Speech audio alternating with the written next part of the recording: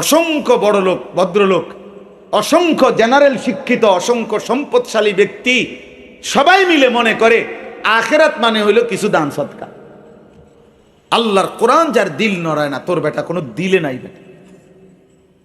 আল্লাহর কোরআন দেখে দেখেও, আল্লাহর কোরআন দেখে দেখেও শুদ্ধ যে পড়তে পারে না, তোর বেটা কোনো জবানে নাই, তো বোবা বেটা,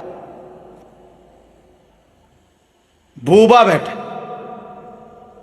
আল্লাহর এত কোটি কুদরত চারিদিকে থাকার পরেও যেই চোখ আল্লাহকে চেনে না, তোর কোনো চোখে নাই বেটা, তুই অন্ধ,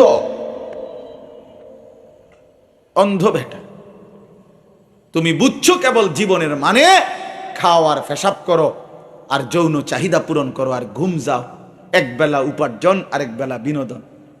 কোটি কোটি মানুষের জীবন এমন, এরা বুঝছে এটাই, এক বেলা উপার্জন করবে, এক বেলা বিনোদন করবে।